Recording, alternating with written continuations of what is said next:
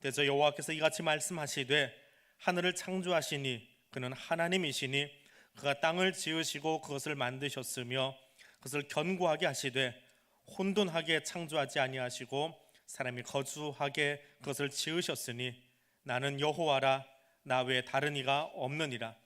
나는 감추어진 곳과 캄캄한 땅에서 말하지 아니하였으며 야곱 자손에게 너희가 나를 혼돈 중에서 찾으라고 이르지 아니하였노라. 나 여호와는 의를 말하고 정직한 것을 알리느니라. 열방 중에서 피난한 자들아 너희는 모여오라. 함께 가까이 나오라. 나무 우상을 가지고 다니며 구원하지 못하는 신에게 기도하는 자들은 무지한 자들이니라. 너희는 알리며 진술하고 또 함께 의논하여 보라. 이를 옛부터 듣게 한 자가 누구냐? 이전부터 그것을 알게 한 자가 누구냐? 나 여호와가 아니냐? 나 외에 다른 신이 없나니 나는 공의를 행하며 구원을 베푸는 하나님이라. 나 외에 다른 이가 없느니라. 아멘.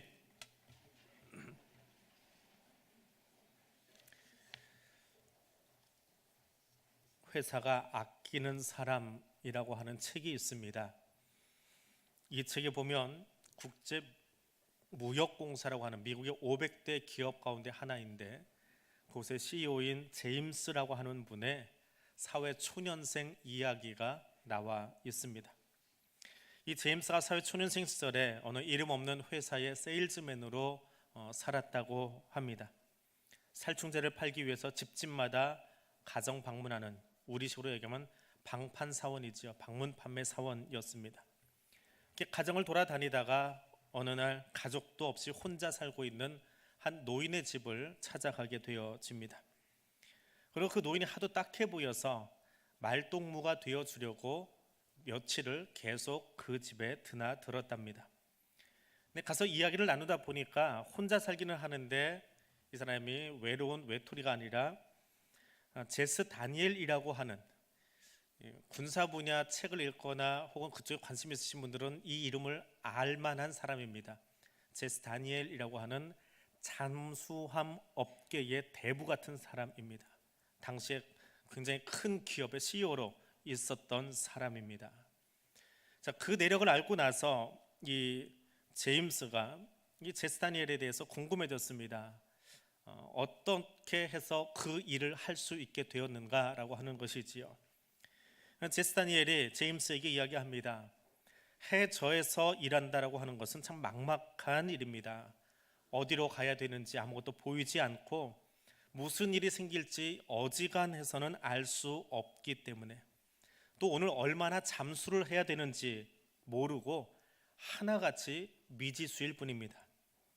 그런데 나한테 포부가 하나 있었습니다. 깊은 바닷속에서 일어나는 일들, 수많은 비밀들과 그 보물을 사람들에게 보여주자라고 하는 포부였습니다. 그러다 보니까 캄캄하긴 하겠지만 그 넓고 넓은 바다가 나의 무대였고 바닷속은 다 내 도구이고 이 무대의 진정한 주인공은 바로 나더라라고 하는 것입니다. 그래서 매일 잠수를 하고 매일 새로운 것을 발견할 때마다 그 성취감과 긍지에 차서 일을 계속했고 몇 차례 성공이 모아져서 오늘 나는 여기에 있게 된 것입니다 라고 이야기를 하더랍니다. 한 끼니만 해결하면 되었던 제임스라고 하는 청년, 그 사람의 다니엘의 이야기를 듣고 제스 다니엘의 이야기를 듣고 지금까지의 생각을 버리게 됩니다. 그리고 한 끼니 한순간이 아니라 나의 삶의 무대를, 나의 꿈을 펼칠 수 있는 새로운 곳을 바라보자라고 하는 시선의 전환을 가져왔다라고 적고 있습니다. 앞이 보이지 않을 때가 있습니다. 어둠과 기쁨이 삶을 누를 때가 있습니다. 뭔가 일을 해보려고 하지만 잘 되어지지 않고 하나님이 어디 계시는지 대답조차 해주지 않으실 때가 분명 있습니다. 그때에 하나님을 바라보는 시선을 새롭게 할 수 있는 저와 여러분이 되어질 수 있기를 원합니다. 하나님은 분명 이해할 수 없는 하나님이십니다. 오늘 15절 말씀에서 주는 스스로 숨어 계시는 하나님이십니다 라고 고백을 합니다. 내게 보여주지 않고 응답하지 않으시는 그 하나님을 표현한 것이겠지요. 숨바꼭질 좀 그만하시고 속 시원히 나타나서 우리의 곤경을 즉시로 좀 해결해 주셨으면 좋겠습니다. 다양한 억측과 수많은 의문점들 속 시원하게 해결해 주시는, 응답하시는 하나님이시라면 얼마나 좋겠습니까? 그런데 하나님이 숨어 계십니다. 오늘 본문 이사야서 45장은 메대 사람 고레스 왕 때에 일어난 사건입니다. 고레스라고 하는 사람은 메대 왕인데 어릴 때 부모가 버려버린 아이입니다. 그것을 어떤 목동의 아내가 주워서 데려다가 키웠고, 그 고레스가 자라서 누디아 왕국의 침공을 막아내면서 그 지역의 군인으로, 지배자로 나타나기 시작합니다. 그리고 10년 뒤에는 삼촌인 고레스와 더불어서, 다리오와 더불어서 바벨론을 침공합니다. 당시 바벨론의 규모가 어느 정도였냐 하면 마차 6대가 옆으로 늘어서서 달려도 될 만큼 도로가 크게 나 있었습니다. 얼마나 큰 도로인가요? 그것이 사방에 깔려있는 군사 강국이 바벨론이었는데 그 바벨론을 무너뜨려 버리는 것이 이 고레스입니다. 그런데 고레스의 입장에서 보면 자수성가한 사람이고 대단한 인물이지만 이스라엘 입장에서 보면 이해가 되지 않습니다. 선민인 이스라엘 백성들이 잘못했으면 유대인 중에서 누군가를 끌어내서 그를 통해서 우리에게 회초리질을 하면 좀 알아듣겠는데, 하필이면 이방에 버려진 사람 고레스, 그가 왕이 돼서 우리에게 회초리질을 하는 것이 이해가 되지 않는 것입니다. 출애굽할 때에 버려진 사람이 하나 있었지요. 강물에 버려졌던 모세가 왕의 교육을 받고 이스라엘 백성들을 출애굽시킵니다. 그때는 그렇게 일하셨던 하나님이 왜 지금은 우리를 유대인의 손이 아니라 이방인 왕의 손을 통해서 매제를 당하게 하시고 여기에 세워놓으셨느냐? 누가 이해 안 되는 거예요. 하나님이 이해되지 않는 겁니다. 사람들은 내가 사는 삶이 이해가 되지 않고 환경이 이해되지 않으면 곧잘 하는 행동이 하나 있습니다. 하나님, 이게 도저히 이해가 안 됩니다, 이 상황을 납득할 수 없습니다 하면 하나님께 좀 더 가까이 나아가려고 예배자로 서야 되는데 그렇게 서지 않습니다. 거꾸로 하나님을 끌어내려 버립니다. 내가 이해될 때까지 하나님을 끌어내려요. 우리들이 흔히 하는 말로 하향평준화를 시켜버립니다. 교육도 하향평준화 시키는데 믿음도 하향평준화를 시켜버려요. 좀 더 나은 믿음, 좀 더 굳건한 믿음을 보고 나도 거기로 쫓아가야지 하고 올라가는 것이 아니라 다 내 눈높이만큼 내려오세요라고 이야기하면서 끌어내리는 일이 죄인들의 일반적인 모습이더라라고 하는 것입니다. 분명 하나님은 이해할 수 없는 하나님이십니다. 창세기 12장 1절에 하나님께서 아브라함에게 명령하십니다. 너는 너의 본토 친척 아비 집을 떠나라. 근데 아브라함의 입장에서 한번 생각해 보십시오. 75세가 되도록 단 한 번도 자기에게 계시하지 않으셨던 하나님, 근데 그 어떤 어떤 하나님이 갑자기 나타나서 너희의 고향과 친척을 떠나서 새로운 땅으로 가라고 이야기합니다. 우리는 곧잘 12장 1절을 암송하면서 당신도 떠나셔야 됩니다, 그 앉은 자리에서 뭉구적거리지 말고 일어서십시오, 그래야 믿음의 진보가 있습니다라고 이야기를 합니다. 그런데 아브라함의 가정을 한번 들여다보십시오. 아브라함의 아버지 데라가 70세에 아브라함을 낳습니다. 아브라함이 75세에 12장 1절에서 하나님의 명령을 듣고 자기 고향을 떠납니다. 그러면 아버지 데라의 나이는 몇 살입니까? 145세예요. 그 가정을 한번 들여다보십시오. 인생의 황혼기로 훌쩍 넘어가 버린 아버지 데라를 놓고 아들도 75세 새 일 해보겠다고 떠납니다.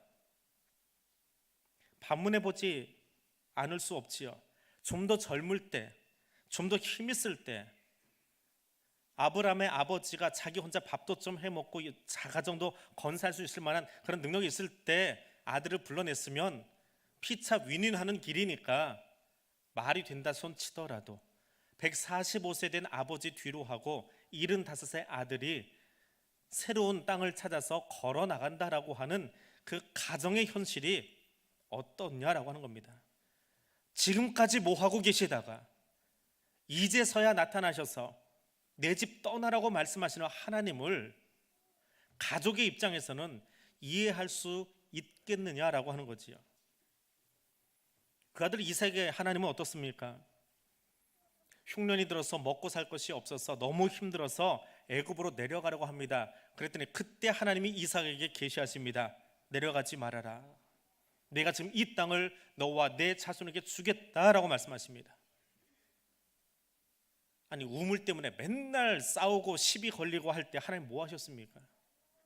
블레셋 사람들 때문에 우물을 파기만 하면, 그것도 우리처럼 동그란 우물이 아니고 건물을 짓듯이 5층 깊이의 우물을 파 내려가야 되는데 한 번만 팠습니까? 팔 때마다 블레셋 사람들하고 시비가 걸리고 그 무너뜨려 버리고, 그러면 이 유순한 이삭은 네 알겠습니다 옮기고, 네 알겠습니다 옮기고, 네 알겠습니다 옮기고. 그때 하나님 대체 뭐 하셨습니까? 누군가가 다툼이 생길 때마다, 시비가 걸릴 때마다 짠 하고 나타나서 그 사람들에게 무안을 주던지, 아니면 나한테 좀 담대한 마음 주셔서 싸우자고 덤빌 때 밀어낼 수 있는 힘을 좀 주시던지, 지혜를 주셔서 말을 해가지고 잘 협상할 수 있는 협상가로 키우시던지 하지, 살다 산다 힘든 꼴 먼 꼴 다 보고 나니까 마지막에 나타나셔가지고 배 골아 죽겠는데 가지 말아라, 여기가 네 땅이다, 그렇게 오시는 하나님, 나는 내 하나님이다라고 기근 때에 말씀하시는 하나님, 이해할 수 있습니까? 사망의 음침한 골짜기를 지날 때에 시편 23편을 묵상하면 우리는 1절 말씀에 집중합니다. 여호와는 나의 목자시니. 그런데 중간에 가면 사망의 음침한 골짜기를 지나는 시인의 모습이 등장합니다. 성도가 되었건 교회가 되었건 민족이 되었건 패배감과 우울증에 휩싸여 있을 때, 어둠의 터널을 지나고 있을 때, 이해할 수 없는 상황에 직면해 있을 때, 왜 하나님 거기서 아무 말씀도 안 하셨습니까? 그 상황이 다 끝나고 나니까 오셔서 여호와는 나의 목자시니. 노래하게 하시는 하나님은 대체 무엇입니까? 그런 하나님을 바라보고 이방인들이 하는 고백이 15절입니다. 이방인들이 하는 고백이 15절입니다. 스스로 숨어 계시는 하나님. 사람들은 곧잘 앞에서 이야기했던 아브람과 이삭과 다윗의 시편을 예로 든 것처럼 내가 이해하지 못하는 상황 앞에서 그 정도의 선까지만 하나님을 이해합니다. 더는 앞으로 나아가려고 하지 않아요. 하나님은 나한테 이 정도만 해주시는 분이야. 그리고 그 숨어 계시는 하나님이라고 하는 표현은 이방인들의 입술을 통해서 나온 선포입니다. 이사야가 한 말이긴 하지만 인용한 말이에요. 히브리어 성경에는 나오는 단어 하나를 개역 개정판 성경으로 번역을 하는 과정에서 번역을 안 해버렸어요. 주어가 빠졌어요. 그러면서 이 말이 이사야의 예언인지 하나님 말씀인지 다른 제3자 이야기인지 이게 구분이 안 되게 만들어 놨습니다. 좀 더 자세히 들여다보면 하나님을 더듬어서 찾아볼 수 없었던, 만져지기 못하기 때문에 찾을 수 없었던 이방인들이 고레스의 통치를 통해서 이스라엘 백성이 다시금 자기 나라로 돌아오는 그 모습을 보면서 너희들의 하나님이 계시기는 하는 것 같다. 그런데 우리의 신처럼 눈으로 보이는 돌멩이거나 나무같이 우리의 신처럼 이렇게 보이는 게 아니고 너희들의 하나님은 숨어 계셔, 보이지 않아. 자기를 잘 안 보여주시는 것 같아. 근데 하나님이 있기는 한 것 같아 라고 하는 표현이 15절입니다. 이 이방인들은 진정한 예배를 드려보지 못한 사람들을 다 대변합니다. 예배다운 예배를 드리지 못하니까, 하나님은 진정으로 인격적으로 만나지 못하니까 하나님을 향해서 이야기하기를 그분은 내게 숨어 계시는 하나님이다, 내게는 잘 보여주지 않으시는 하나님이다 라고 표현하고 있는 겁니다. 하나님은 인간의 눈으로는 볼 수 없는 순수한 영적인 존재입니다. 그러하기에 사람의 시각으로 바라보면 그분은 늘 숨어 계시는 하나님이십니다. 사람은 보는 만큼만 이해합니다. 뒤집어 이야기하면 내 눈에 보이지 않고 내가 알 수 있도록 확인되지 않으면 없는 것이고요, 이해할 수 없다라고 표현합니다. 그래서 앞서 이야기한 아브라함과 이삭과 다윗의 시편을 예로 든 것처럼 왜 하나님이 이제 나타나십니까? 라고 하는 그 이야기는 사실은 불신앙의 표현입니다. 하나님을 알지 못하는 자, 하나님을 인격적으로 만나지 못한 사람들의 고백이 15절입니다. 그런데 이사야가 그 말씀을 인용을 해요. 이방인들의 고백인데 인용을 해서 여기에 써놓습니다. 그래서 그 말에서 15절에서 시작해서 하나님은 구원자이십니다. 우리를 구원하시는 분입니다. 그러면 이 고백이 14절에서 21절까지 나아가는 이 고백이 어떻게 이루어질 수 있느냐라고 하는 거예요. 그 면에서 우리는 숨어 계시는 하나님에 대한 고백을 새롭게 할 수밖에 없습니다. 똑같은 말입니다. 믿음의 고백으로도 우리는 이렇게 고백합니다. 숨어 계시는 하나님이시라고요. 숨어 계시는 하나님을 믿음의 눈으로 바라보면 우리가 죄를 범하는 자리에서 피해 주시는 하나님이십니다. 우리가 범죄한 그 순간에 하나님이 피해 주지 않으시면 우리는 다 죽습니다.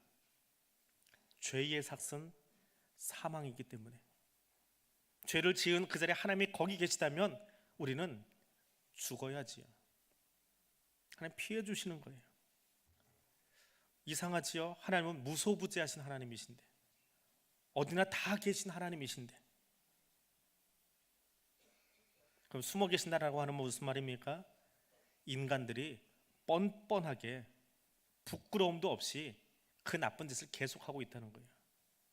근데 더불어서 하나님은 그 뻔뻔한 인간들의 모습을 그냥 모른 척 해주시기 때문에 내가 여기 있다는 거예요. 그런 의미에서 하나님은 숨어 계시는 거예요.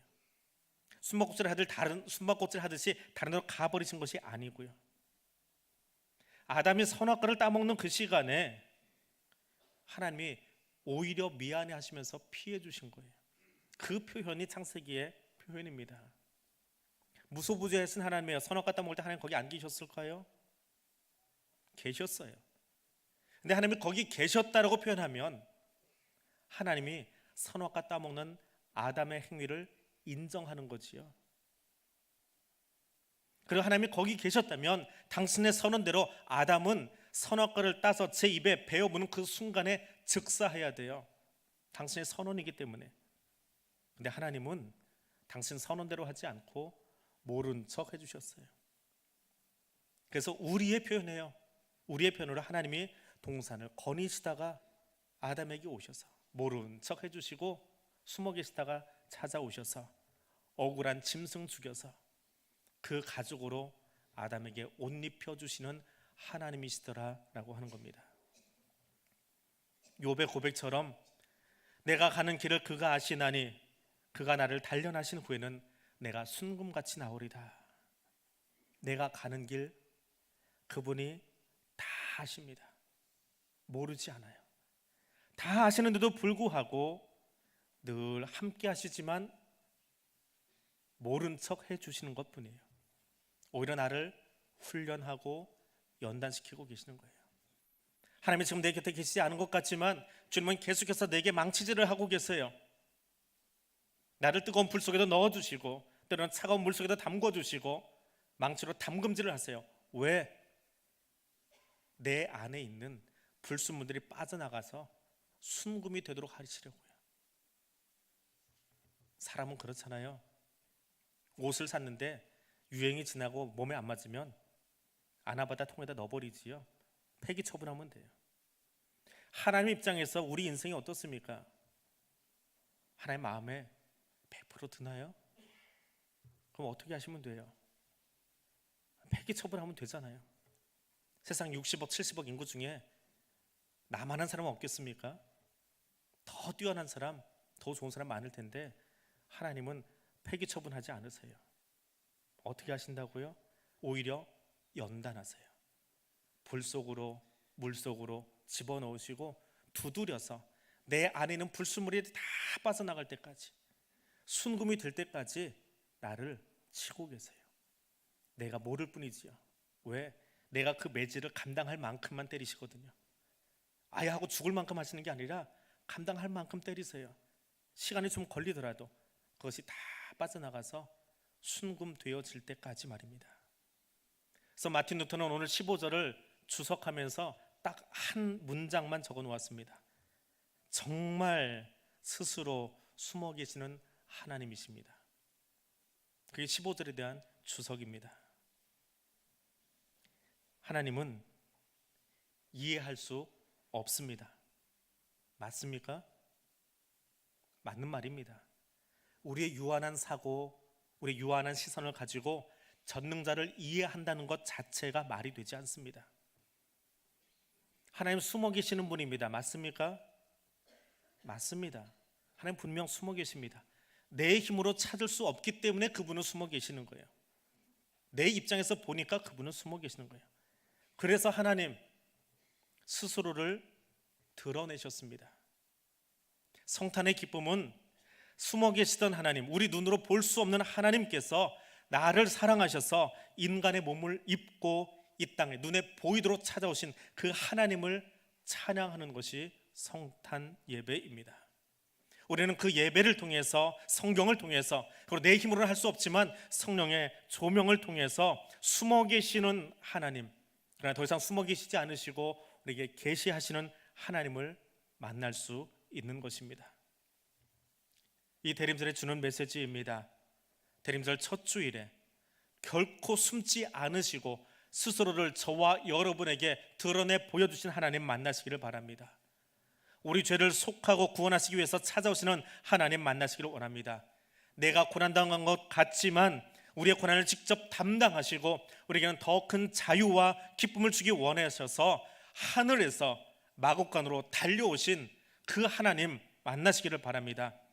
내가 고난당하는 것 같지만 더 큰 고난의 현장으로 십자가 위로 달려가셔서 저와 여러분에게는 자유와 기쁨과 영생을 주기 원하시는 십자가의 사랑으로 우리를 구원하신 그 예수 그리스도를 만나시기를 바랍니다.